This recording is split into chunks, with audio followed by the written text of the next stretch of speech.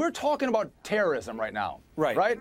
And so we should have a sit-in at the White House to say, you know what, Barack Obama, the inspiration for Orlando and San Bernardino and Boston is ISIS, radical Islamic terror. We want you to address it, Mr. President. We want you to take action. We want you to destroy it and defeat it. This has been rising under your watch, and you refuse. Our generals say we could take ISIS out in weeks, if not months. Congressman. And he refuses to do it, which inspires these radicals around the world. Let's address the real and the rising threat. This isn't about guns.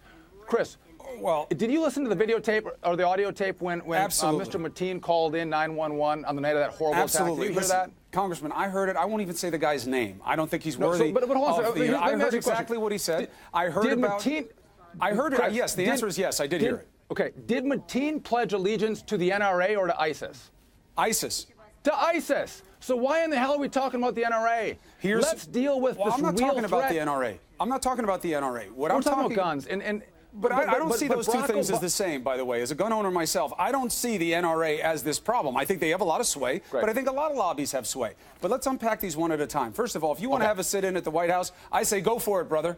Go there and demand action. I don't know what you're asking for that isn't done right now. The generals do say they could take out ISIS, but we know what they're asking for. They're asking for boots on the ground, and you're part of a Congress that won't even have a vote on the authorization for use of military force against ISIS. What about that? Let me tell you what, because the president already has all the authority that he needs that we had given George Bush to act and defeat this threat. He doesn't need any more authority. I mean, is he said, oh my gosh, I can't act to defeat ISIS because I don't have authorization from Congress? Why won't you take control of a power that's yours? But he has all the capability that he needs to go in. The president's already been given that authority. Why has Congress, you never do that. You never give the president blank power. All you guys do is try to check the president, and I understand that, but not on this. You don't want to have a vote and say, we have weighed in and said this is what we want to happen against ISIS. You won't even have that debate. The authorization that he sent to Congress actually restricted his power and authority to defeat this threat. It didn't expand the threat. They didn't expand his authority. He shrunk his authority. And we wanted to give the president all the authority necessary to defeat the threat. Have your own. It's already been done.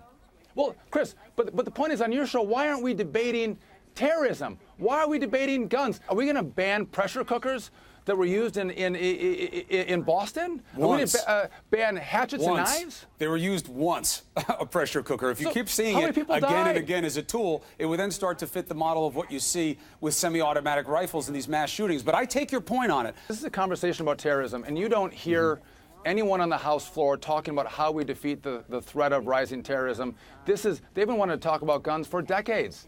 And they're trying to use this issue to talk about guns instead of the real threat. And in middle America, where I come from, that really frustrates people because they want to address this threat. They want to feel safe in their homes and in their countries and in their schools. And they know that you can take away guns, but you're not taking away the real threat and the real cause of the violence that's coming from the Middle East right now. And that's what they want the Congress and the president to work on to eradicate and defeat.